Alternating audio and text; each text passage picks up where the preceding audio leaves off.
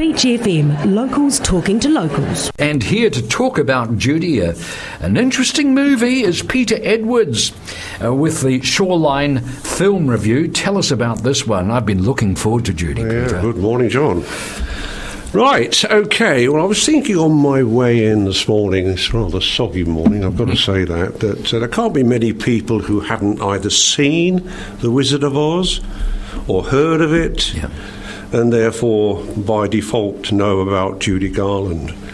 And this, of course, this is just another biopic, and it's based on Peter Quilter's play, The End of the Rainbow.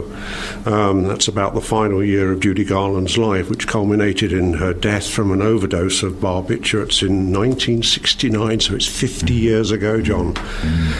And in this instance, Quilter's play was adapted for the screen by a chap called Tom Edge. Film itself was directed by Robert Gould. Now, the film has more than its fair share of flashbacks, and by now most listeners will know that I have such a dislike of these irritating cinematic devices. But in this instance, they work, and they give us some pretty compelling insights into why Judy Garland became dependent on prescription drugs and later on alcohol. And in the flashbacks, we see a very young Judy, played by Darcy Shaw, with her domineering mother, awful woman, on the MGM lot, Metro-Goldwyn-Mayer lot. And we see Louis B. Mayer himself, the boss of the studio. He himself is instigating her eventual dependency on prescription drugs. Why? Well, what they used to do was, certainly where the child stars are concerned, I include Judy Garland with Mickey Rooney and others, that they used to feed the kids amphetamines during the day to ensure that the child stars could manage a longer working day. And then they gave them sleeping pills at night to guarantee they got sufficient rest. And that was the way of the world in the studios in the 30s. How appalling. Yeah, and as everyone knows, drugs and alcohol dependency loom pretty large in Judy's adult life. Now, as I said, the Bolter film covers the last year of Judy's life. And in 1968, the adult Judy, played by Renee Zellweger, she's broke, and she leaves her two youngest children, Lorna and Joe, in the care of her ex-husband, that's Sidney Luft. He was her fourth husband. And since she is in a child custody battle with Sidney, it's somewhat surprising but essential, because Judy's taken on a tour in England to try to revitalise her reputation and fortunes.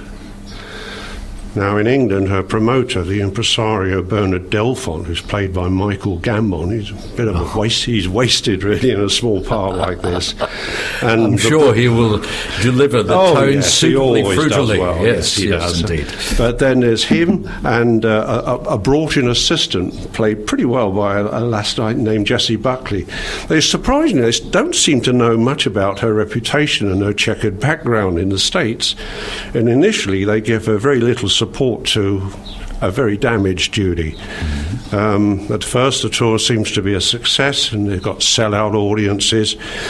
But this all changes after a run-in with a heckler at London's Talk of the Town nightclub, and the old habits start to reappear.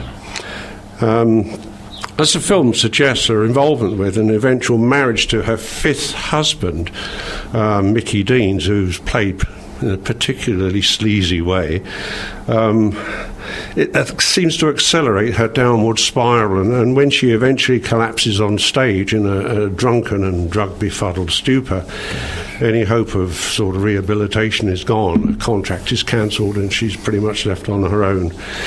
Now, if you're familiar with the film version of Chicago, you'll know that Renée Zellweger is a pretty fair singer.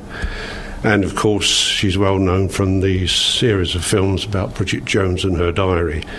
In Judy, she excels. I have to say that. She sings all the songs herself. Not only does she sound at times pretty amazingly like Judy Garland, but the makeup artists and the hairstylists have contrived to make her even look like her as well, and that's a wonderful thing to see. And, of course, outside of the musical interlude, she gives a quite remarkable performance as an icon in decline. In decline. Yeah.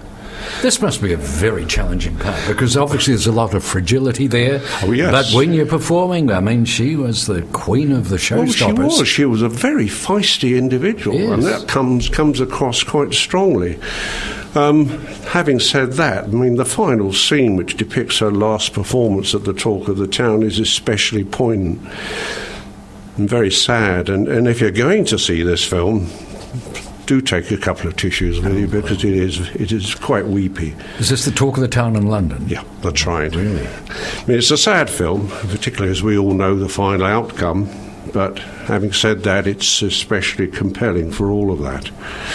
Now, it's on when I sat in the with my wife and about 6 others yesterday. It's on twice weekly from here on in. Wow. Certainly until next Wednesday. There's the schedule there. Okay. And no doubt for some time in the future. And I think on twice a day, it seems to be sort of competing still with Downton Abbey. Oh, dear. Well, that's got certain British influences as well, hasn't it? So Judy's on today at 4, tomorrow at 4, Sunday at 3:15, midday on Monday, twice on Tuesday, 12:45 and 5:15, and once on Wednesday at 12:45. So, Judy, do you recommend it? I certainly do. I mean, as I say, most people will know of Judy Garland, but people probably of my vintage will remember when she died as well. Oh, yes. But that is, what's I say, 50 years Yes, ago. I remember the day. I do too. Yes. Very clearly. Because she certainly left an enormous imprint in our lives, and obviously it goes into the guilt that certain people must feel about the way she was managed, particularly as a young woman. That's really what I think started her downward spiral into drug dependency and later into alcohol. The fact that she was fed drugs at the studio in order so that they could get the best out of her, and that was happening quite regularly. The star system, they called it, didn't they? Indeed, they did. Peter, thank you very much for letting us know about this. Obviously an outstanding movie. It's Judy. It's on at the Shoreline. And Peter, we thank you for your company. No problem indeed. 106.3 Beach FM.